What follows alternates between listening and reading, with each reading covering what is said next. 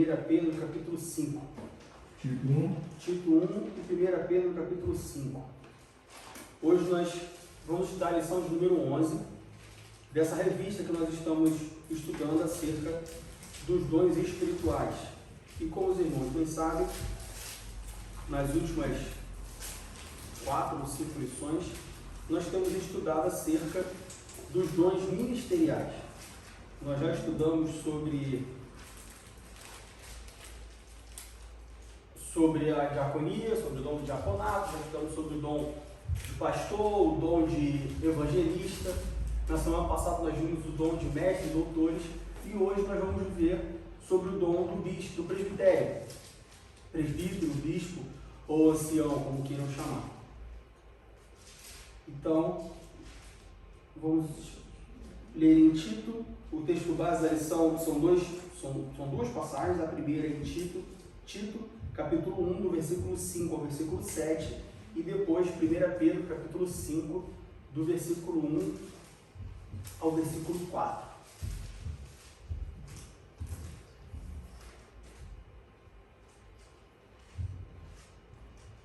Tito, capítulo 1, versículos 5 a 7. Por esta causa te deixei em Creta, para que possesses em boa ordem as coisas que ainda restam, e de cidade em cidade estabelecesses presbíteros, como já te mandei. Aquele que foi irrepreensível, marido de uma mulher que tenha filhos fiéis, que não possam ser acusados de dissolução nem são desobedientes, porque convém que o bispo seja irrepreensível como despenseiro da casa de Deus, não soberbo, nem iracundo, nem dado ao vinho, nem espancador, nem cobiçoso de torpe ganância. E agora vamos para 1 Pedro, capítulo 5, do verso 1 ao verso 4. Aos presbíteros que estão entre vós, admoesto eu, que sou também presbítero com eles, e testemunha das aflições de Cristo, e participante da glória que se há de revelar. Apacentai o rebanho de Deus que está entre vós, tendo cuidado dele, não por força, mas voluntariamente, nem por torpe ganância, mas de ânimo próprio, nem como tendo domínio sobre a herança de Deus, mas servindo de exemplo ao rebanho. E quando aparecer o pastor, alcançareis a incorruptível coroa de glória. Bom,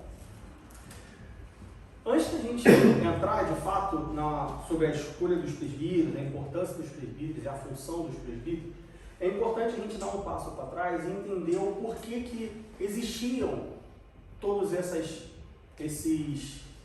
funções ministeriais, vamos dizer assim. Uma coisa que eu tenho repetido aqui desde o início de que nós começamos a estudar sobre os dons ministeriais, e vocês podem ter certeza que vão me ver repetindo isso mais e mais, ainda que não durante a lição específica, mas enfim. Na igreja, e quando eu falo na igreja, eu estou falando da igreja com I maiúsculo, não existem cargos, não existe hierarquia eclesiástica. O que isso significa? Isso significa que um diácono não é maior ou menor que um presbítero, que não é maior ou menor que um pastor, que não é maior ou menor do que um evangelista, que não é maior ou menor do que uma pessoa que acabou de se converter. Na igreja, instituída por Deus, fundada por Deus, igreja com I maiúsculo, não existe hierarquia eclesiástica. A hierarquia eclesiástica, ou seja, essa escada que nós temos, e aí a gente vai falar da Assembleia de Deus, porque é a igreja, é a denominação a qual nós pertencemos, essa escala de auxiliar de trabalho, diácono, presbítero, evangelista e pastor, isso foi algo instituído pela igreja, agora com I minúsculo, pela instituição física igreja. Por que isso foi instituído? Porque foi uma forma que os homens acharam de gerenciar, enfim. E aí a gente pode ter uma lição inteira só discutindo sobre isso. Mas o fato é que, biblicamente, essa hierarquia não existe. Tá, Diego, o que existe biblicamente? Bom, vamos voltar lá para o início da igreja, né? Jesus ele morre, ressuscita, reúne os discípulos, fala para eles ficarem em Jerusalém, eles são revestidos com o poder do Espírito Santo, e a partir daí eles começam a expansão do Evangelho, começam a pregar o Evangelho. Não é muito difícil para nós imaginarmos que, à medida que eles vão crescendo a igreja, Isso, só na primeira pregação de Pedro, logo depois do batismo com o Espírito Santo, a Bíblia fala que quase 3 mil homens se converteram, ou seja, imagina 3 mil homens se convertendo ao mesmo tempo, como que você discipula todo mundo, como que você integra todo mundo, como que você ensina e como que você pastoreia todo mundo. Isso sem contar com as diversas outras igrejas que foram fundadas por Paulo, por Pedro, enfim, pelos apóstolos, pelos discípulos que viveram naquele período. Não é difícil a gente imaginar que eles precisavam organizar o trabalho, eles precisavam organizar essa expansão. E como que eles organizavam essa expansão? Definindo diáconos, presbíteros, pastores, mestres. Ou seja, eles pegavam pessoas de acordo com o seu dom, de acordo com o dom que Deus tinha dado para eles e designavam para algumas funções. Então, algumas pessoas, olha, você vai servir aqui como diácono, você vai organizar, você vai ajudar, você vai, enfim. Você vai ser o presbítero, nós vamos ver hoje quais são as atribuições do presbítero. Olha, você vai ser pastor, você vai ser isso, aquilo, de forma para organizar. Mas não tinha hierarquia. Todo mundo trabalhava em prol do reino. A prova disso, não a prova disso por si só, mas nós podemos ver aqui Pedro se colocando no versículo, capítulo 5, no versículo 1, que diz: aos presbíteros que estão entre vós, admoesto eu, que sou também presbítero com eles. Então quer dizer que Pedro era presbítero? Eu diria que Pedro era tudo. Era tudo. Quando Pedro fala, eu sou presbítero, não é que Pedro está falando assim, não, eu sou presbítero, eu não sou diácono, eu sou presbítero, eu não sou pastor. E não sou apóstolo. Eu sou presbítero e não sou apóstolo. Não, Pedro era tudo, porque Pedro, assim como os outros discípulos, os outros 11 discípulos, ou aqueles que estavam ali em Atos capítulo 2, que receberam o poder do Espírito Santo, eles eram tudo, eles jogavam as 11 posições, como a gente continua falando popular. E aí, a partir daí, eles foram direcionando cada um para o papel do técnico. Para a sua função. Ainda fazia o quê? O papel do técnico. Pois é, ainda fazia o papel do técnico. Nas 11 mais o técnico. Então, é importante a gente entender isso. Por que você está batendo tanto nessa tecla? Por causa do momento que a igreja vive hoje. A igreja vive um momento, dentre vários outros aspectos, em que as pessoas têm dado muita atenção e muita importância a títulos, a cargos. Ontem mesmo eu estava conversando com minha mãe e ela falando que ela foi convidada para dar uma palavra numa igreja e chegou lá, a menina convidou, pastora Denise. Ela falou, não sou pastora. Aí chegou lá na igreja, a pastora da igreja, pastor, não sou pastora, meu pai é pastor. E aí, quando foi se apresentar, ela falou que a pastora da igreja foi até meio rude, assim, porque ela falou, não, deixa ela se apresentar aí, porque desisti de como que eu vou, deixa ela se apresentar. E ela falou, sou irmã Denise, serva e tal. E ela estava comentando que agora, enfim, só comecei a perceber agora, está um ano de missionário, todo mundo é missionário. Tá cheio. Missionária. E aí a gente vai brincando, mas missionária aonde? Missionária em casa? Aí ela falou, não, nem na casa é missionária. No banco da igreja. Nem no banco da igreja. Então, assim, as pessoas têm dado muita importância a cargos e títulos. Então, é por isso que é importante a gente sempre, principalmente enquanto nós estamos estudando sobre os dons ministeriais, nós reenfatizarmos que a divisão, a hierarquia eclesiástica foi algo criado pelos homens. Desculpe interromper, mas o pessoal está muito preocupado, tão preocupado com cargos e títulos, que tem muitos se denominando apóstolo, reverendo e tantas coisas aí. Sim. Nem consagrados são, né? Eu conheço uma pessoa que se auto-intitula no ministério. Ela não é nem mais missionária, é o ministério o nome dela. E ela não tem igreja, não tem nada. Vai, várias igrejas, mas ela é um itinerante. O que não faz sentido, porque o ministério não é... Essa onda de ministério pegou mesmo. Eu conheço cantores que nem são famosos assim, não tem nem tantos trabalhos feitos, não é assim. Quer dizer, vamos usar esse termo, não são conhecidos. Ministério tal. É ele. Pois é. E aí, então é por isso que é importante nós sempre reenfatizarmos essa informação. Bom, então, como eu já falei, para eles poderem organizar a expansão da igreja naquele momento, fez-se necessário eles começarem a separarem pessoas para funções específicas, para ser uma coisa mais direcionada, uma coisa mais centralizada, uma coisa mais fácil para fluir a organização. E dentre essas funções, entre essas separações, os apóstolos, eles então passaram a estabelecer presbíteros. para ajudar na administração, principalmente da vida espiritual da igreja local. E direção de igreja também. Nós vamos ver que parte da função, da função ou do ministério do presbítero é cuidar da vida espiritual da igreja, ensinar a igreja e também, como o pastor falou, administrar a igreja, administrar de forma não espiritual, né? A vida secular, a vida administrativa da igreja.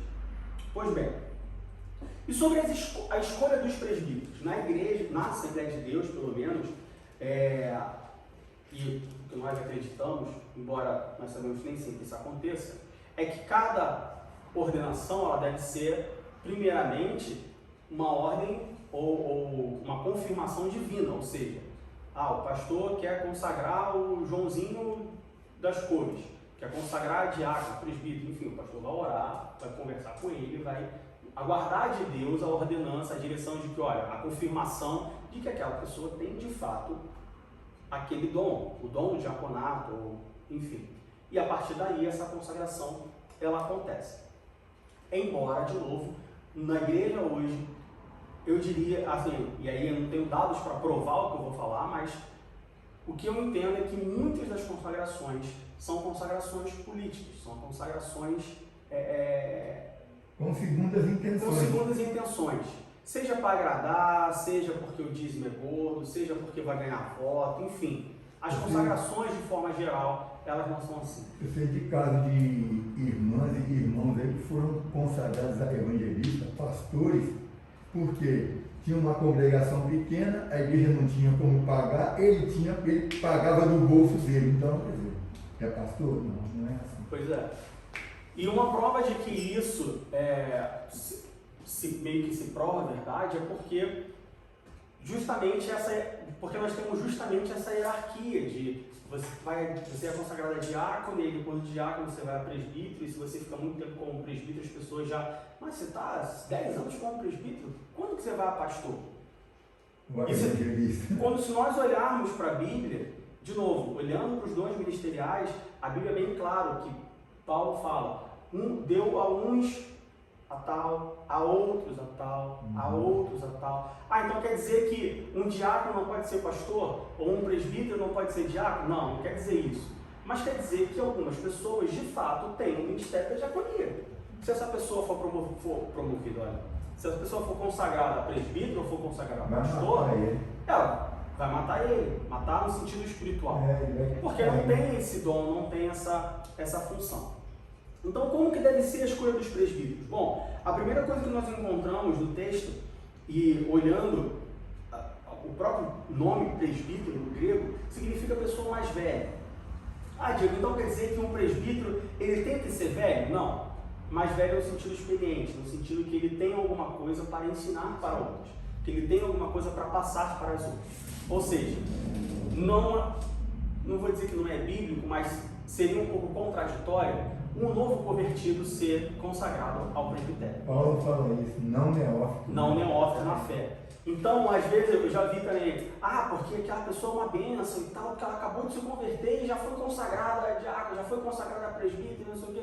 Mas espera aí, Paulo fala não neófito na fé. É claro que tempo de quartel não é tempo de guerra.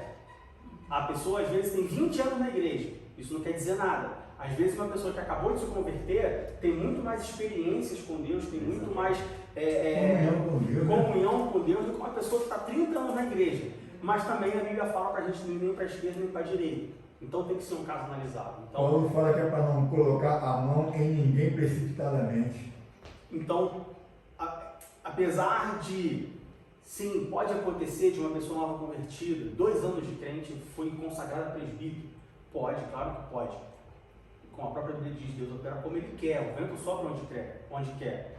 Mas tem que ter cautela. É uma coisa a ser observada, porque, como eu disse, o próprio nome presbítero significa pessoa mais velha, ou seja, uma pessoa experiente, que tem alguma coisa para passar, uma pessoa madura. E também, como o título da lição fala, o presbítero, bispo ou ancião. Na Bíblia nós vemos que presbítero, bispo e ancião significa a mesma coisa. O presbítero seria sinônimo também de bispo. Inclusive nesse texto aqui que você leu de Tito fala isso. Ele fala que o bispo, quer dizer, primeiro fala do presbítero, depois o bispo. Então, presbítero, bispo, ancião, professor, todos são sinônimos. Ah, Diego, mas tem igrejas que têm presbítero e tem o bispo. Por que elas têm o presbítero e o bispo? Vai lá para a Roma, você vai ter o resultado.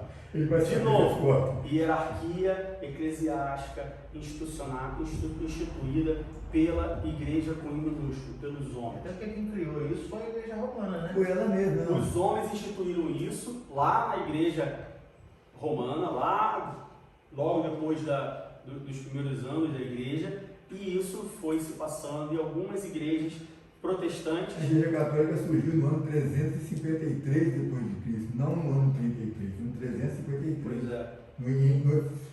Surgiu como? O senhor Constantino que fez aquela bagunça. E daí começa essa hierarquia toda. Começa isso tudo. É uma perversão da igreja de Roma que Paulo fundou. E aí hoje, até igrejas protestantes, igrejas evangélicas, têm o título de bispo. Ah, Diego, mas isso está certo ou isso está errado? Olha, é muito complicado você afirmar se está certo ou se está errado. Ah, então quer dizer que uma igreja que tem um bispo e tem um presbítero, ela está contra a Bíblia? É difícil você falar contra a Bíblia e é difícil você falar a favor da Bíblia. Mas o fato é que não existe essa hierarquia, não existe bispo e presbítero, os dois são a mesma coisa. Entende? Então esse seria o significado de presbítero. Presbítero, bispo, ancião, se nós olharmos a palavra, o significado da palavra é a mesma coisa e a função deveria ser a mesma, embora algumas igrejas mantenham essas distinções, fazem diferença e colocam o bispo como maior do que o presbítero. Base bíblica não tem para fazer isso. Não, aliás, eles colocam o bispo como o presidente de um ministério, o líder geral. Eu já ouvi também que o bispo, tem algumas igrejas onde o bispo é o pastor dos pastores. O que acontece, é o líder geral. O que também não é bíblico, não tem base bíblica para isso. Em nenhum momento no Novo Testamento você vai encontrar tendo o pastor dos pastores. O pastor dos pastores deveria ser Jesus, que é o sumo pastor. Na verdade, ele estaria regredindo ao cargo de presbítero, ao invés de pastor. Se chamasse de bispo, né? Pelo significado da palavra, literal da palavra seria isso. Mas enfim, o outro passo para a escolha dos presbíteros é acerca da liderança local. Como nós vimos aqui em Tito, no capítulo 1, Tito capítulo 1, versículos 4, 5 e 7, Paulo, quando ele escreve a Tito, ele diz: a Tito, meu verdadeiro filho, segundo a fé comum, graça, misericórdia e paz da parte de Deus Pai e do Senhor Jesus Cristo, nosso Salvador, por esta causa te deixei em Creta, para que pusesse em boa ordem as coisas que ainda restam, e de cidade em cidade estabelecesse os presbíteros, como já te mandei. Ou seja, a orientação de Paulo para Tito é: olha só, você vai nas cidades e você vai escolher presbíteros. Para quê? Para colocar as coisas em ordem, para administrar as coisas. E aí isso fica muito claro, como eu falei, quando você começa a ter um trabalho muito grande, você precisa de cada vez mais pessoas para poder organizar. Então uma igreja como a nossa, que tem 40 pessoas inscritas, que eu falo, nem presentes, quando tem agora 10, 15 pessoas, é muito. Você ter um pastor, 2 diáconos, um presbítero, dois presbíteros, um diácono, um pastor, tudo bem. Mas se você tivesse aqui, por exemplo, 3 pastores, já seria demais. Cara, para que 3 pastores? Verdade. 2, tudo bem, você vai ter um pastor ali que vai cuidar mais da parte administrativa e vai ter um outro pastor que vai fazer um atendimento diário, um aconselhamento pastoral. Ok, mas 3 pastores numa igreja desse tamanho não faz muito sentido. Quando a gente olha para a expansão da igreja naquele momento, faz sentido você ter presbíteros em cada cidade para poder organizar tanto administrativamente quanto eclesiasticamente. Então Paulo, ele orienta Tito a estabelecer presbíteros para cuidar disso. E aí onde entra a parte, aqui nós temos o gancho, para entrar na parte de exclusividade de dom ministerial. Porque você pode falar assim, bom, Paulo fala então para Tito para ele ir nas cidades, escolher presbíteros, e esses presbíteros iriam organizar a igreja. Mas por que presbíteros e não pastores? E aí fica meio que implícito que esses presbíteros, eles também deveriam ter o aspecto pastoral, para cuidar não só da parte administrativa, mas também para cuidar da parte eclesiástica. Aonde eu quero chegar com isso? Eu quero chegar no ponto que, do mesmo ponto que não existe um maior do que o outro, um dom ministerial maior do que outro dom ministerial, não existe um dom ministerial sem um outro dom ministerial. E como disse em 1 Pedro 5,2, fica claro que quem dirigia as igrejas era o pastor, porque ele fala aqui, quanto aos presbíteros, né? Ele fala aos presbíteros, depois ele fala, apacentai o rebanho de Deus. Então, os presbíteros eram pastores. Eram pastores. Pastores não por ser, vamos supor, pastor. Não o dom ministerial de Não pastor, ministerial, mas eles também pastoreavam apacentavam. igrejas. Então, onde que eu chegar com isso? É que os dons ministeriais, de certa forma, eles se entrelaçam. Eu tenho certeza que vocês já viram alguma imagem sobre isso, de conjuntos matemáticos, que eles vão se... junção de conjuntos. E é mais ou menos isso, você pega todos os dons ministeriais e eles se entrelaçam em algum momento. Então, significa que aquela pessoa, ela é diácono. Tá, então aquela pessoa ela só serve sim, ela não pode fazer mais nada. Aquela pessoa é pastor. Bom, então essa pessoa ela só pode fazer atendimento pastoral. Essa pessoa, então ela só pode fazer... Não, isso não existe. Porque os dons ministeriais, eles se entrelaçam. Assim como os dons espirituais. Nós vimos que a operação de maravilhas, ela tem um pouco de fé, ela tem um pouco de operação de maravilhas, ela tem um pouco de cada coisa. Então, os dons ministeriais, da mesma forma, eles vão se entrelaçando. Então, por isso que nós vemos aqui na passagem que o presbítero ele é tanto organizar administrativamente, mas também a pastorear, porque naquela cidade, naquela igreja, ele estava meio que como responsável da igreja. Então, o presbítero ele também tem um pouco, a escolha dos presbíteros passa pela liderança. E aí, isso nos leva nas qualificações. Tá, eu entendi o que é um presbítero, eu entendi que esse presbítero ele tem um pouco de liderança, ele tem um quê de liderança, é claro, dependendo do tamanho da igreja, dependendo de onde ele está. Se ele é presbítero numa igreja gigantesca, uma igreja com 3 mil membros, uma igreja que tem outros vários presbíteros e vários pastores, esse presbítero ele vai ser menos requerido, vamos dizer assim, na questão da liderança, porque tem outras pessoas para ele dividir a liderança com ele. Mas, acho que o Diácono já falou que na igreja que você servia, era um presbítero que ficava lá. Na congregação é um presbítero. Um presbítero que lidera uma congregação, ele tem muito mais o papel da liderança. E aí a gente tem um exemplo bem claro de um presbítero que também é pastor. Ele também vai fazer aconselhamento pastoral, ele também vai pastorear aquelas ovelhas. Ele é responsável por aquelas ovelhas. Ele é responsável. Então, de certa forma, ele é pastor. Sim.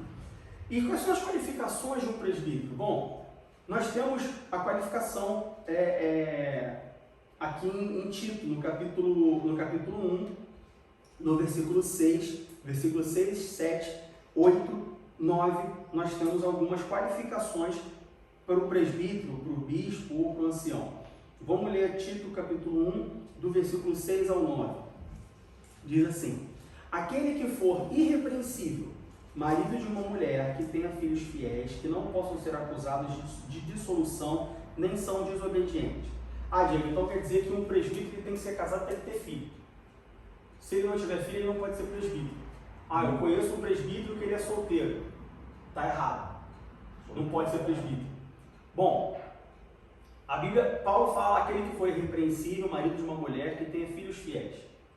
Isso não significa que exclusivamente um presbítero tem que ter filhos. Ele está se referindo ao fato dele não ser bígamo.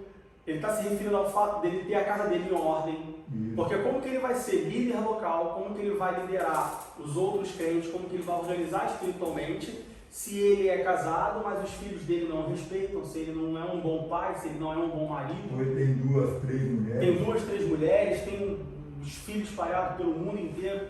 É isso que Paulo está se referindo. Nós trouxemos isso para o mundo moderno, não só para o mundo moderno, mas tem muitos homens que não podem ter filhos. Então quer dizer, porque ele tem uma condição clínica, ele não pode ter filho, então ele não pode ser presbítero? Não, isso não significa isso. É nesse sentido que Paulo fala sobre ser marido de uma mulher e que tenha filhos fiéis. Versículo 7. Porque convém que o bispo, de novo, bispo, presbítero, ancião, seja irrepreensível como despenseiro da casa de Deus, Ou seja, o que é despenseiro da casa de Deus? Cuidar da despensa, gerenciar os recursos. Um presbítero ele tem que ser irrepreensível no sentido de cuidar daquilo que foi colocado na mão dele. Ou seja, um presbítero não pode roubar a igreja. Uma pessoa que rouba a igreja, uma pessoa que desvia dinheiro da igreja, uma pessoa que faz mal, às vezes a pessoa não rouba, não desvia, mas faz mau uso dos recursos da igreja. Eu deixo o aquecedor ligado, eu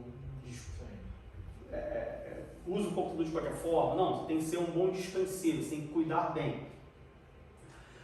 Como dispenseiro da casa de Deus, não soberbo, nem iracundo, nem dado ao vinho, nem espancador, nem cobiçoso de torpe ganância, mas dado à hospitalidade, amigo do bem, moderado, justo, santo, temperante, retendo firme a fiel palavra, que é conforme a doutrina, para que seja poderoso, tanto para admoestar com a sã doutrina, como para convencer os contradizentes. Retendo firme a fiel palavra. Retendo firme a fiel palavra. Um presbítero, ele tem que ser apegado à palavra de Deus. Ele tem que ser apegado à doutrina. Ele não pode ir por budismo. Ele não pode se preocupar com quantidade. Ele não pode se preocupar com barulho. Ele não pode se preocupar com moda. Ele tem que ser firme doutrinariamente. Porque como nós já vimos sobre e nós vamos ver mais à frente sobre a função do presbítero, um presbítero ele é um líder, principalmente espiritual da igreja. Ele é responsável por cuidar da vida espiritual da igreja. Então ele tem que ser forte doutrinariamente. Então você pegar uma pessoa, consagrar uma pessoa, e aí é onde entra o ponto do novo convertido, de você ter experiência. Pega uma pessoa que acabou de se converter, que não tem experiência, que não tem raízes fundas, biblicamente falando, e consagra essa pessoa ao presbitério, ela vai dar dor de cabeça, porque ela não está firme espiritualmente. E firme espiritualmente que eu falo não de comunhão com Deus, mas firme no sentido bíblico, no sentido doutrinário. Ela tem que conhecer a doutrina para ela poder ensinar a doutrina. Então esse é o ponto alto das qualificações de um presbítero. Nós também temos em 1 Timóteo, capítulo 3, 1 Timóteo, capítulo 3, do verso 1 ao verso 7, nós também temos algumas qualificações de um presbítero. E aqui Paulo ele fala aos bispos e aos diáconos, e como nós já vimos, os bispos é o mesmo significado de presbítero. Do verso 1 ao verso 7. Esta é uma palavra fiel. Se alguém deseja episcopado, excelente obra deseja. Convém, pois, que o bispo seja irrepreensível, marido de uma mulher, vigilante, sóbrio, honesto, hospitaleiro, apto para ensinar, não dado ao vinho, não espancador, não cobiçoso de torpe ganância, mas moderado, não contencioso, não avarento, que governe bem a sua própria casa. Olha a questão das mulheres, ser marido de uma mulher e ter filhos fiéis, tendo seus filhos em sujeição com toda a modéstia. Tá vendo? Então, não é que ele tem que ter filhos, mas se ele tiver filhos, esses filhos têm que o respeitar, têm que ser sujeito a ele. Porque se alguém não sabe governar a sua própria casa, terá cuidado da igreja de Deus, não neófito, para que ensoberbecendo-se, não caia na condenação do diabo. É outra coisa que acontece muito. Você tem a pessoa que se converte, que é um excelente crente, que é assim, um exemplo, e aí o pastor olha para isso e fala, não, vou consagrar ele a diácono, vou a presbítero, enfim, dá um cargo para essa pessoa na igreja, dá uma função. E aí a pessoa se perde, aquilo enche no coração dela e ela acaba se perdendo, ela acaba indo por outro caminho. Tem pessoas que são excelentes diáconos, excelentes presbíteros, excelentes evangelistas. Quando são consagrados a pastor, aquilo muda a cabeça da pessoa completamente e ela acaba se desviando. Versículo 7. Convém também que tenha bom testemunho dos que estão de fora, para que não caia em afronta e no laço do diabo. Também é outro ponto importante. Uma pessoa ela tem que ter testemunho não só dentro da igreja, mas ela tem que ter um bom testemunho fora da igreja. E isso não só para presbítero, é óbvio, isso para todo mundo, para todo cristão. Porque isso é a base. Como que você vai servir dentro da igreja se você não tem testemunho lá fora? Que credibilidade você vai passar? Não só da sua vida, não só do Evangelho de Jesus, mas também da própria igreja. Ah, você é membro daquela igreja? Não, você faz isso, aquele cara faz aquilo outro, tal. Como que a igreja aceita? Nossa, não é uma igreja séria, não é um pastor sério. Enfim, o testemunho é importante. Ter bom testemunho é importante. Então, esses são alguns aspectos da escolha de um presbítero, da escolha do presbitério. o aspecto da liderança, tanto administrativa quanto espiritual, e algumas qualificações que Paulo cita na carta a Timóteo e na carta a Tito, sobre quais devem ser as qualificações de um bispo, de um ancião ou de um presbítero. Sobre a importância do presbitério. Eu, sinceramente, não conheço nenhuma igreja que ignora o presbitério. Vocês conhecem alguma igreja que não tenha presbítero? Alguma denominação? A Batista não tem, né? É diácono ou pastor. É diácono ou pastor? Eu não sabia disso. A Batista não tem presbítero. Não tem presbítero. Sobre a importância do presbitério. Bom, 1 Timóteo... Já a presbiteriana tem pastor, mas quem comanda são os presbíteros. presbíteros. O colégio presbiteriano. 1 Timóteo capítulo 4, versículo 14. Olha o que Paulo fala a Timóteo. Não desprezes o dom que há em ti, o qual te foi dado por profecia, com a imposição das mãos do presbitério. Bom, o que Paulo quer fazer com isso? Paulo, ele destaca para Timóteo, para que Timóteo não despreze o dom que ele tinha, o dom do presbitério, que foi dado. Posso falar aqui? Pode falar. Volta lá naquele lance que você disse da hierarquia. Pelo que nós entendemos nesse versículo, com a imposição das mãos do presbitério, não do pastorado. Então, eram os presbíteros que consagravam. Hoje quem consagra são os pastores. Só pastores. Só pastores. Então, o que Paulo fala para Timóteo é, olha só, não despreze o dom que é em ti, que foi dado pela imposição, que foi consagrado pela imposição de mão dos presbíteros. O que isso quer dizer? Isso quer dizer o que a gente já sabe, que cada dom tem a sua importância. Se não fosse importante, não teria sido citado na Bíblia. Muitas vezes nós esquecemos e nós lemos coisas na Bíblia e a gente fala assim, não, mas isso aqui era para aquele tempo, isso aqui era naquele momento, não, isso aqui não era Bíblia, isso aqui foi escrito há 3 mil anos atrás, há 4 mil anos atrás. Paulo fala que tudo que está na Bíblia é importante e serve para o nosso aprendizado. Tudo, exatamente tudo. Até as vírgulas, até os números, até as quantidades. É claro que se você for analisar a Bíblia, do início ao fim, você vai encontrar alguns erros na Bíblia. Existem erros na Bíblia. Erros de tradução, não erros doutrinários. Existem algumas palavras, existem algumas expressões, existem erros na Bíblia, mas são erros que não... E aí a gente poderia, eu diria que até uma lição inteira sobre isso, uma revista inteira sobre isso, sobre os erros que a Bíblia contém. E muitos desses erros surgem por causa dessas versões revista e atualizada. Atualizar uma coisa que foi inspirada por Deus. Não tem que ser atualizado. Não tem que ser então atualizado. A gente poderia falar sobre isso e entrar nos pormenores, mas é importante, já que a gente não vai falar sobre isso agora, é importante deixar claro que, embora existam erros na Bíblia, esses erros não comprometem a mensagem da Bíblia. Ou seja, os erros que existem na Bíblia são erros específicos de traduções e inconsistências devido ao processo que a Bíblia passou durante o ano, os processos de atualização. Mas, de novo, esses erros não comprometem a mensagem da Bíblia. Esses erros não comprometem as doutrinas da Bíblia. Essas ficam. Então, é um erro muitas pessoas acharem que algo que está na Bíblia não serve para os dias atuais. Diego, então você quer dizer, o Diácono acabou de falar aqui que a Igreja Batista não tem presbíteros. Então quer dizer que a Igreja Batista é uma igreja errada? Porque ela não tem presbítero, mas Paulo fala para Timóteo não desprezar o dom, e se nós temos o dom do ministério do presbítero, então a igreja deveria ter presbítero? Não. Isso não significa que a igreja está certa ou que está errada. É a mesma coisa quando nós falamos isso no início da lição sobre os dons espirituais. As igrejas tradicionais, elas não creem na atualidade do batismo do Espírito Santo. Isso faz com que a igreja tradicional seja uma igreja ruim, seja uma igreja errada, seja uma igreja longe da Bíblia, seja uma igreja que todo mundo que está nessa igreja vai para o inferno, não vai para o céu. Não.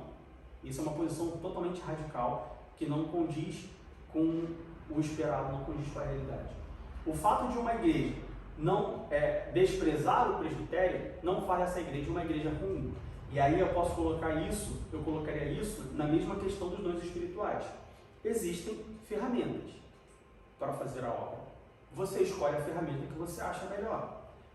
A sua escolha pode aumentar o seu desempenho naquela obra, pode facilitar o seu desempenho naquela obra, ou pode te atrasar na sua obra. Eu posso ilustrar isso com a vida de Paulo e de Apolo. Todos os dois eram apóstolos, um era batizado pelo Espírito Santo, o outro não. E, no entanto, Apolo foi um grande apóstolo, tá? Isso significa que Apolo era menor ou que Apolo estava errado? Não.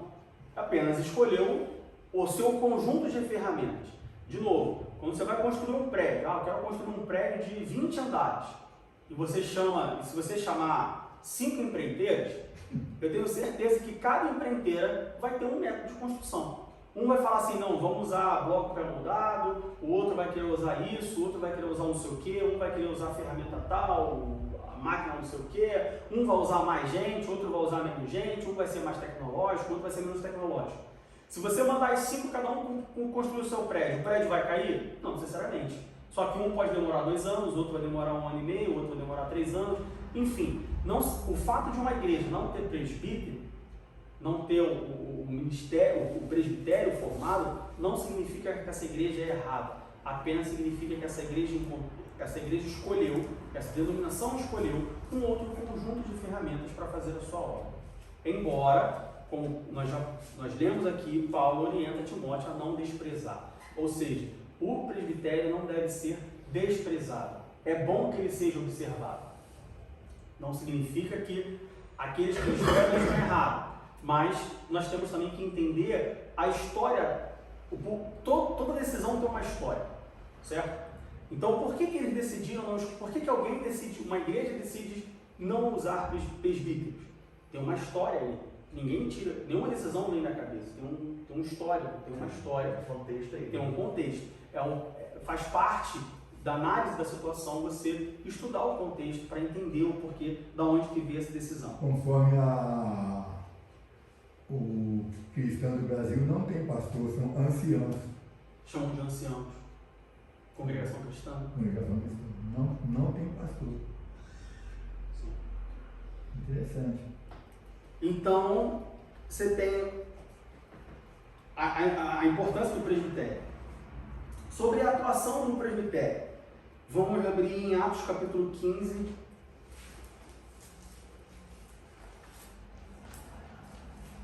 Atos capítulo 15.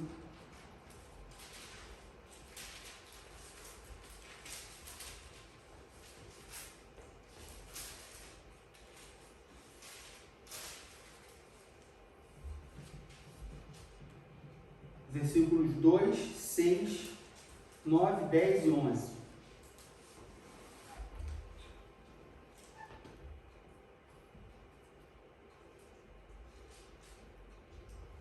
Versículos 2, 6, 9, 10 e 11. Versículo 2.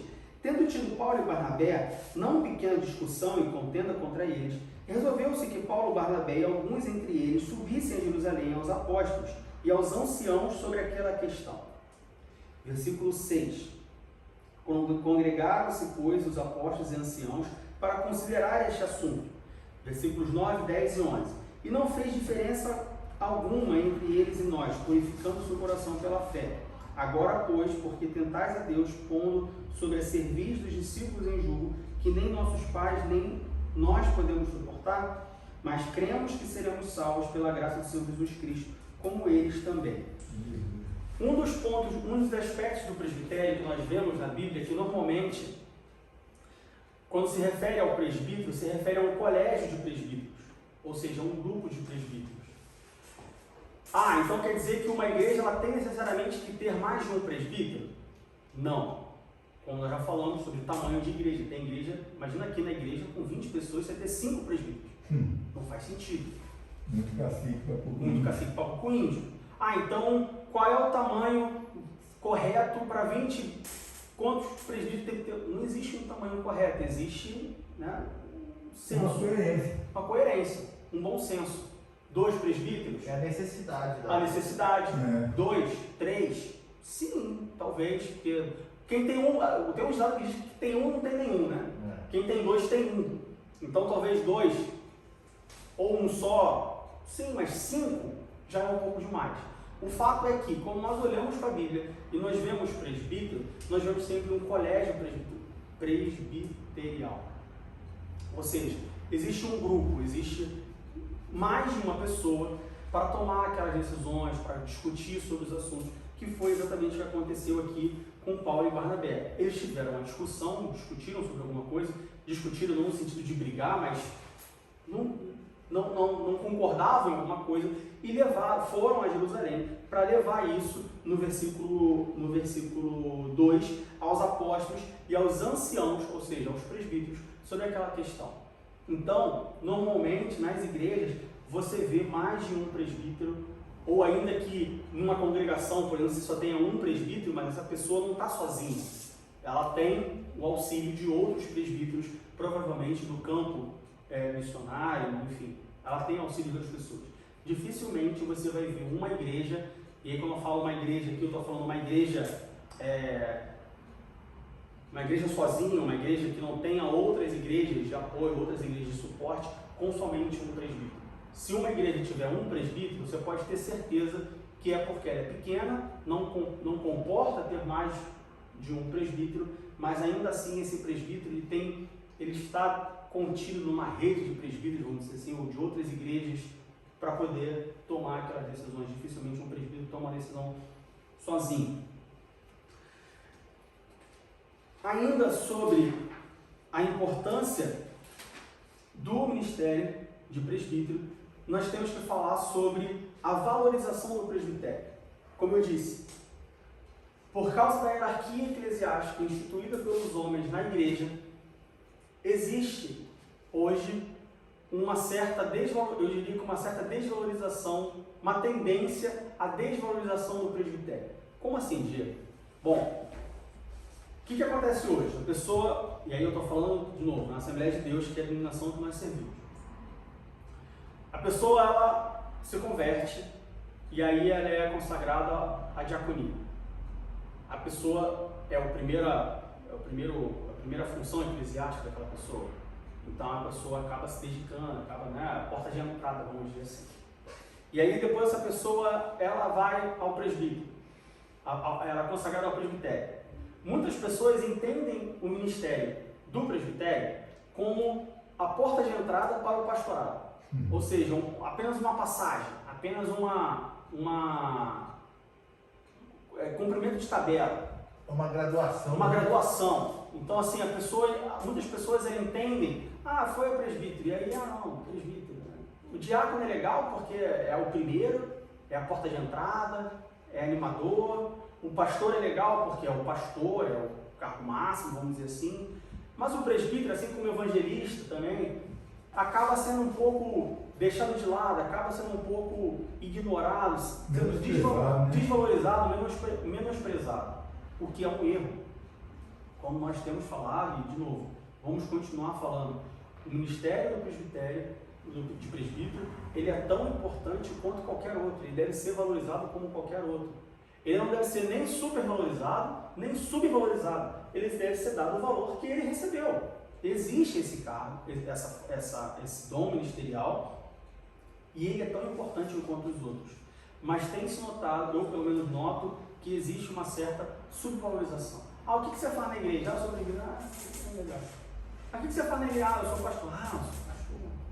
Eu sou diácono. Parabéns. É assim que começa a sua caminhada e tal. Que Deus... E aí quando você chega para o presbítero, evangelista também acontece muito isso. Evangelista, o pessoal, eu já ouvi o pessoal brincando, assim como o pessoal brinca que enfermeira o que queria ser médico, não passou no vestibular, o evangelista é o que quer ser pastor, mas não pode ser porque tem alguma condição que não permite ser pastor e aí acaba sendo evangelista. Já ouvi isso. Por exemplo, em algumas convenções, você não pode ser, na CGDB pelo menos, você não pode ser consagrado a pastor se você for divorciado. E aí, a pessoa, porque ela não pode ser consagrada a pastor, ela é consagrada a evangelista. E ele fala assim, mas é evangelista porque é divorciado, aí é evangelista, não pode ser. Mas é sempre um cargo ministerial. Mas qual a diferença? Por que tem que ser menosprezado? Por que esse menosprezo sobre alguns dons ministeriais? E é claro, a gente está falando de cargos, infelizmente. Porque isso acaba, alimentar esse tipo de coisa, acaba dando combustível para as pessoas quererem ser uma coisa ou ser outra. Prezar pelo título e não pelo dom. E não pelo dom. Pela chamada de Deus, né? Pois é. É o que tu está falando. As pessoas hoje, elas olham pelo título e não pela obra que a pessoa faz. Então, assim, falando do presbítero que exerce um papel igual de um pastorado. As pessoas, só porque ela não tem o título de Não considera. não a respeitam pela obra que ela faz. Que muitas das vezes é uma obra muito melhor do que muito melhor que o pastores. pastor. Exatamente. Verdade. Exatamente. Abra a sua Bíblia em 1 Timóteo capítulo 5, versículo 17. E olha só o que Paulo fala. 1 Timóteo capítulo 5, versículo 17. Os presbíteros que governam bem sejam estimados por dignos de duplicada honra, principalmente os que trabalham na palavra e na doutrina. Como nós vimos, e nós vamos ver mais a fundo no próximo tópico sobre os deveres de um presbítero, os presbíteros são responsáveis pela liderança local da igreja, tanto administrativa, mas principalmente espiritual. Ou seja, isso deveria caracterizar o presbítero com... Claro que aí é um pouco contraditório você falar contra a hierarquia e falar que deveria caracterizar, mas, enfim, isso deveria por si só valorizar o ministério do presbítero. Ele é responsável, olha a responsabilidade que o presbítero tem pela doutrina, pela palavra, de ensinar ao povo. Olha que responsabilidade pesada, mas que muita gente ignora, muita gente deixa isso passar e acaba desvalorizando a atuação do presbítero. Então, como Paulo fala em 1 Timóteo capítulo 5, versículo 17, o presbítero ele deve ser digno de duplicada honra, principalmente os que trabalham na palavra e na doutrina. Então, não devemos desvalorizar o presbítero, não devemos desvalorizar, eu diria que nem o presbítero, nem o diácono, nem o pastor, não devemos desvalorizar nenhum ministério, porque, de novo, todos os ministérios foram instituídos por Deus, são dados por Deus, e Deus ele não dá nada que não tenha valorização. Você não vai ver em nenhum lugar Deus fazendo alguma coisa, não, eu vou fazer isso aqui, mas isso aqui não tem muito valor, não, eu fiz porque eu tinha que fazer, eu fiz para cumprir ali. Não, tudo que Deus faz é perfeito. Se Deus ele criou, ou ele deu a uns como presbíteros, tem um motivo, tem um porquê e deve ser valorizado. É o que nós falamos. Na igreja, no corpo da igreja, não existe um maior do que o outro. Cada um tem a sua função.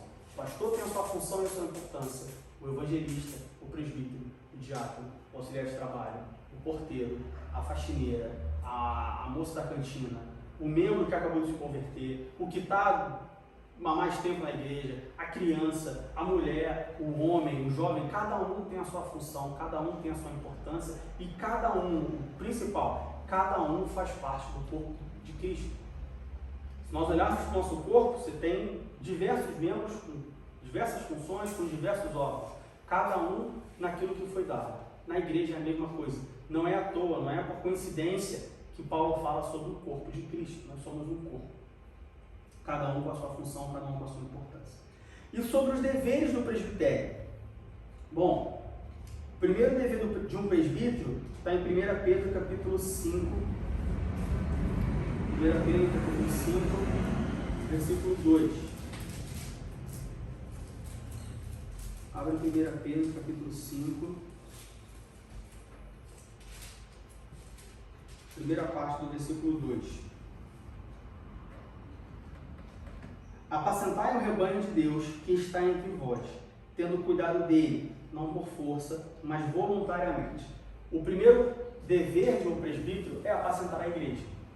Diego, mas apacentar a igreja não deveria ser função do pastor? De novo, aí é nesses momentos em que nós vemos como que um dom ministerial ele acaba se entrelaçando com o outro. Não é que existe o dom, o ministério de pastor, que outro ministério não pode fazer o que um pastor faz.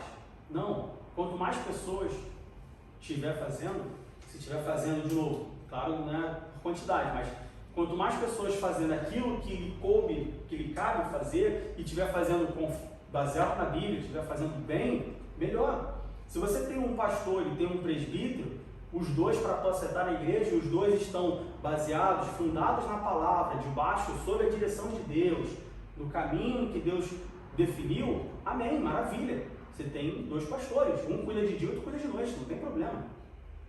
Não tem problema nenhum de você ter esse tipo de coisa.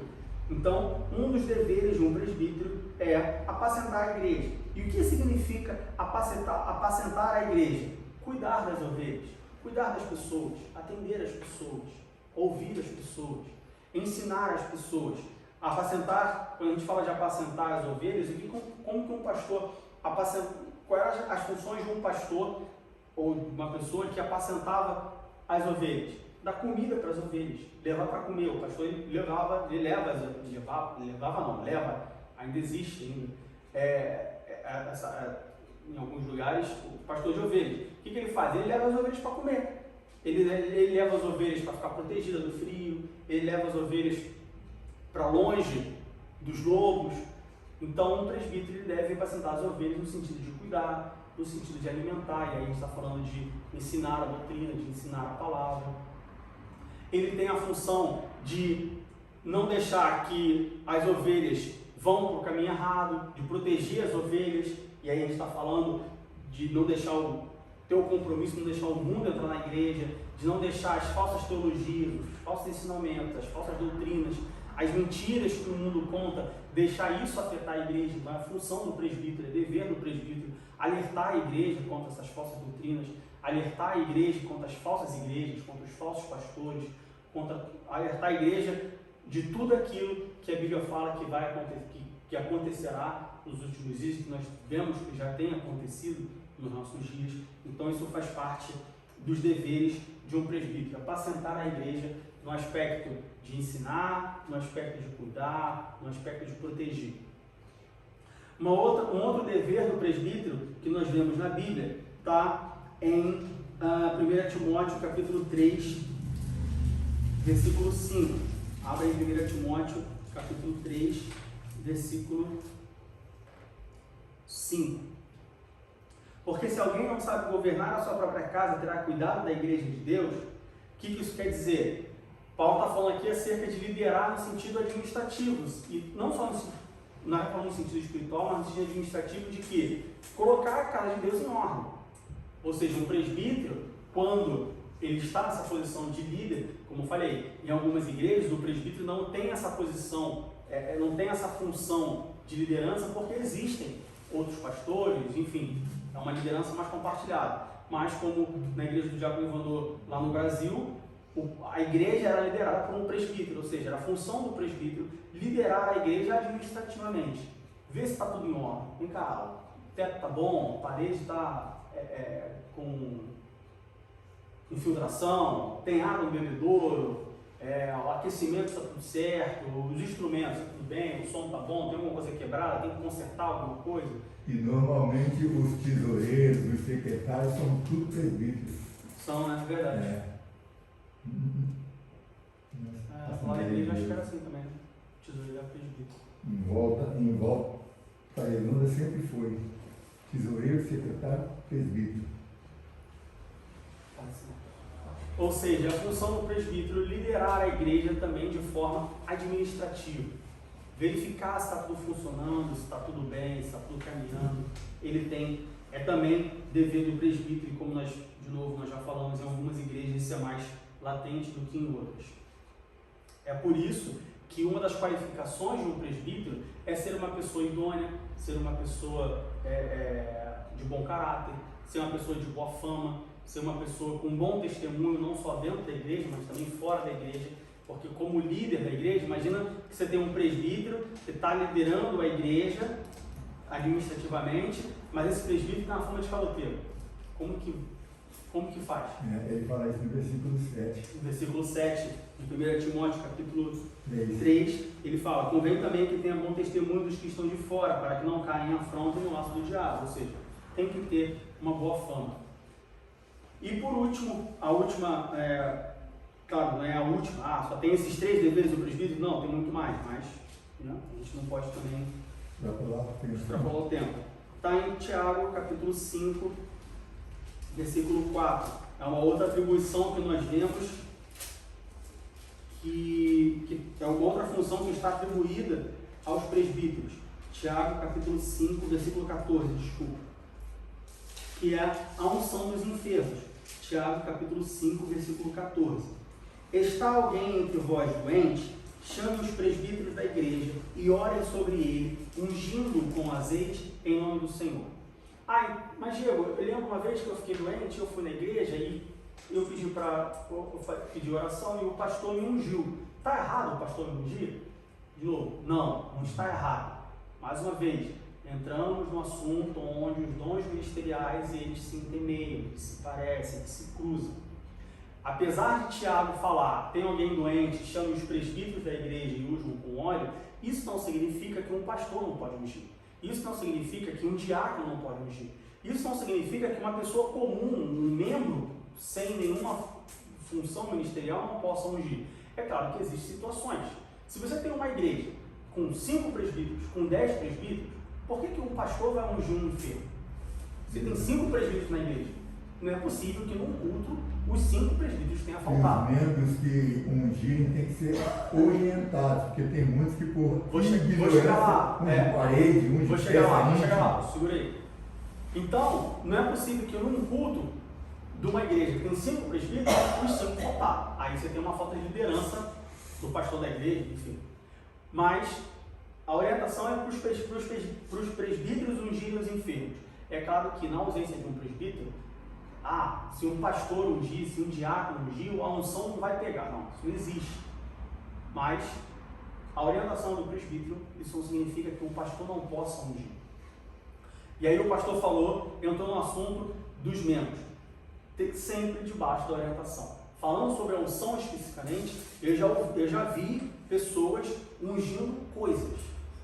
Ungindo carro, ungindo instrumento, ungindo cadeira, parede, ungindo chave, ungindo pessoas. Mas por que ungiu pessoa? Não, vou ungir aqui o meu filho, vou ungir aqui alguma coisa. Não. E aí, para a gente entrar nesse assunto, a gente teria que falar sobre a unção na Bíblia. Nós vemos duas formas, não duas formas, mas duas situações em que a Bíblia apresenta a unção de pessoas. Primeiro, os enfermos. E segundo, na consagração. Quando Davi foi ungido rei, ele foi consagrado rei. Né? Quando Deus manda ungir os instrumentos, as coisas do templo, você tinha uma consagração, os utensílios, você tinha uma consagração ali. Então quer dizer que eu posso ungir o meu carro? Bom, você vai consagrar o seu carro? Não, vou consagrar o meu carro, eu vou ungir o meu carro. Tem cuidado com o que você está querendo fazer. Aí vem um irmãozinho a pé debaixo do pedacinho. Você quer ungir o seu carro para consagrar o seu carro? Tem certeza que você quer consagrar o seu carro? Como que você vai usar o seu carro? Eu quero ungir a minha casa. Tudo bem, você pode ungir a sua casa. Mas você tem certeza que você quer consagrar a sua casa? Olha a responsabilidade que você está puxando para você quando você decide consagrar a sua casa. Aí não abre a porta para um culto, não abre a porta para nada. Então, é por isso que o pastor falou que tem que ter orientação. Qualquer um pode ungir? Sim, mas é claro que eu não estou falando aqui que qualquer um, eu estou falando sem querer dizer. Não estou querendo dizer aqui que então qualquer pessoa pode ungir. Não, existe uma ordem, existe uma recomendação. Mas a recomendação bíblica é os presbíteros. São os presbíteros. Mas a gente está aqui num lugar, não tem ninguém, tem um doente, eu vou deixar de ungir um doente só porque eu não sou presbítero? Não, eu posso fazer isso seguindo diretrizes, seguindo ordens, seguindo a Bíblia.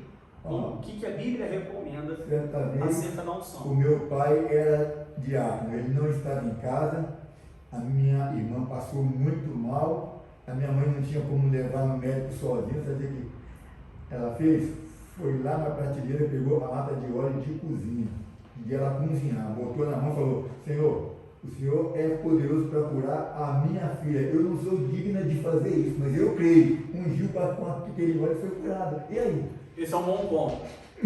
Existem também a questão, você tem os óleos, né? E aí se você for lá no Brasil, você tem as livrarias evangélicas, óleo ungido. Você vai ver, porque tem um óleo de não sei o que, o óleo de não sei o que. Um óleo para ungir dor de cabeça, um óleo para ungir, sei lá, câncer, um óleo para ungir... Não, olha só. Ele vai falar de óleo, ele vai falar de azeite. Pode ungir com qualquer coisa. É claro que, normalmente, as igrejas, ela tem não um óleo específico para unção. Eu carrego sempre comigo no bolso. Não é um óleo específico para unção. Mas é que você vai ungir uma pessoa com óleo de cozinha, vai ter um cheiro. Se você usar um óleo de bálsamo, você vai ter um outro cheiro. Então, a questão, os diferentes óleos que existem é mais no sentido do cheiro, né?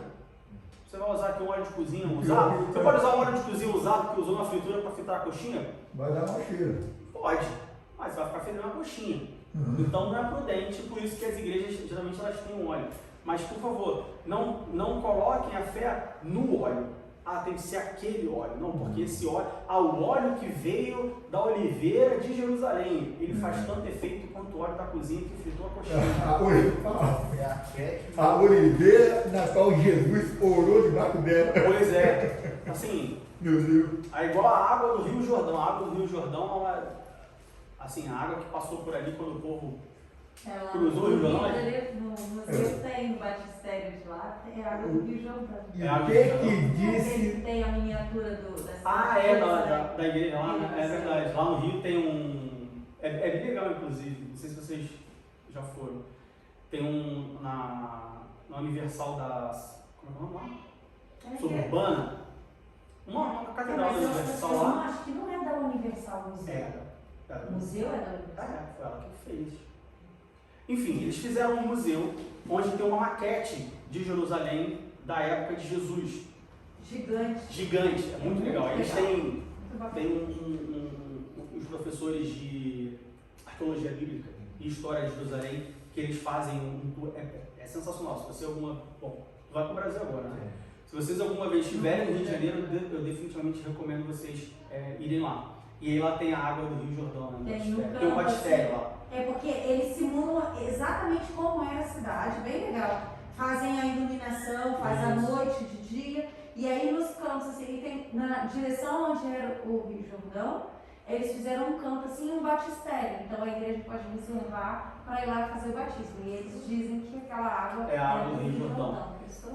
Tudo bem, assim. Mas aí é uma espécie de idolatrar aquela água, né? Não coloque.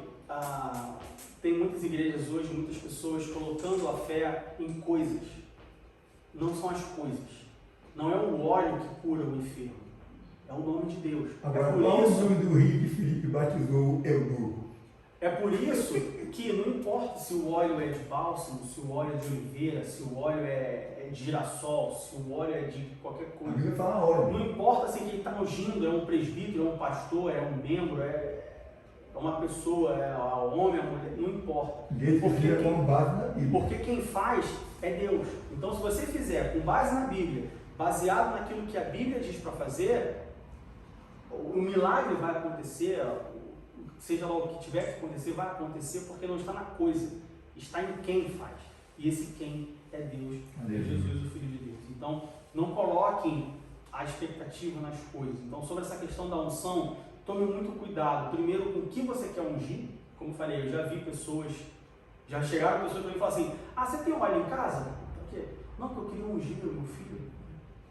Para quê? Você quer ungir? Ele está doente? Não, é porque tem costume de ungir a casa. Não, por que você está ungindo a sua casa? Tem certeza que você quer ungir a sua casa? Assim, com muito temor, eu não ungiria a minha casa. Por que eu vou ungir a minha casa? Ungir é fazer com certeza, né? No sentido de compromisso. Você está entregando aquilo para Deus.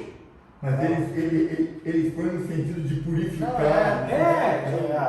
minha cunhada, a irmã da Ush mesmo, ela unge a porta da casa. Não, porque aqui não vai entrar mal nenhum. Isso aí Está confundindo uma as coisas. Olho de peixe, olho de boi, né? Na porta. Olho gordo.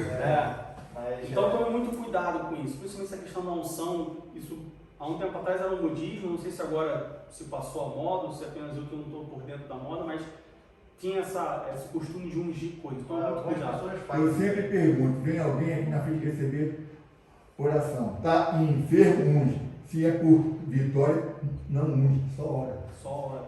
A Bíblia não fala em nenhum momento para você ungir. Não, ali é os doentes, o enfermo. Isso.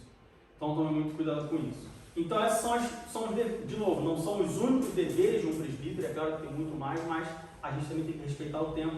Mas os deveres que nós vemos de primeira mão, assim, em Timóteo, em Tito, em Pedro, é apacentar a igreja, cuidar da igreja, dar alimento para as ovelhas, alertar as ovelhas do perigo, liderar a igreja no sentido administrativo, prezar pela ordem, ver se está tudo certo, e ungir os enfermos. Nós vemos em Tiago, de novo, embora a unção dos enfermos não seja exclusiva dos presbíteros, a orientação é que um presbítero a faça. Caso não tenha um presbítero, qualquer pessoa, qualquer um pode fazer, desde que seja debaixo da ordenança bíblica, debaixo dos preceitos bíblicos. Para nós concluirmos, nós vimos então que presbítero, bispo, ancião é a mesma coisa, não tem diferença entre eles. Então por que algumas igrejas você tem diácono, presbítero, evangelista, pastor e bispo? O bispo é o bispo primaz, é o bispo maior, é o que manda em tudo. Porque ele decidiu assim, porque a igreja com I minúsculo, a igreja local, a igreja humana, vamos dizer assim, decidiu. Eu já acho que isso é uma cópia do sistema do catolicismo. Sim, com certeza está influenciado pelo catolicismo, infelizmente. Então isso não é algo bíblico. A Bíblia, de novo, mais uma vez, a Bíblia não tem hierarquia eclesiástica. Cada um foi dado para aquilo que foi chamado. Nós vimos também sobre as atribuições de um presbítero, sobre como que um presbítero deve ser consagrado, as qualificações de um presbítero e os deveres do presbitério. Para nós terminarmos, não desprezem dom nenhum. Todo ministério é importante para a obra de Deus. Seja diácono, seja presbítero, seja evangelista, seja doutor, seja mestre, seja pastor, tudo seja porteiro, todos os ministérios são importantes na obra de Deus. Cada um no seu chamado, cada um principalmente no dom que lhe foi dado. Se você tem alguma ambição, não no sentido pejorativo, claro, mas se você tem vontade de exercer algum ministério na igreja, exercer alguma função na igreja, primeira coisa que eu falo, ore e peça a Deus a confirmação do que é o seu ministério. E não queira mais do que lhe foi dado. Porque Deus, quando Ele dá um ministério para uma pessoa, quando Ele dá um dom para uma pessoa, Ele dá porque Ele conhece aquela pessoa. Se eu recebi o dom do diaconato, eu não posso querer ser presbítero. Por mais que eu ache bonito, por mais que eu ache interessante, por mais que eu ache legal, me foi dado o dom do diaconato porque Deus me conhece e Ele sabe que eu vou servir bem como diaconato. Se eu for a presbítero, se eu for consagrado a presbítero, talvez eu não sirva tão bem quanto eu serviria como diaconato. É igual você pegar um carro, por exemplo, que foi concebido para rodar na rua e colocar ele numa pista. Ele não vai render o quanto ele deve render, porque ele foi concebido para ser rodado na rua. Eu peguei um carro para rodar numa estrada de terra e eu pego esse carro e coloco ele no asfalto. Ele não vai desempenhar bem, porque ele foi concebido para rodar numa estrada de terra. Verdade. Na igreja é a mesma coisa. Existem pessoas que elas são boas diáconos, mas não são bons presbíteros. Tem pessoas que são bons pastores, mas não são bons diáconos. Por isso que não existe hierarquia. O que existe são diversas funções eclesiásticas, diversos ministérios, dons ministeriais que foram dados, que são dados por Deus para o bom andamento da obra do Senhor Jesus, servindo a Ele na igreja. Ok?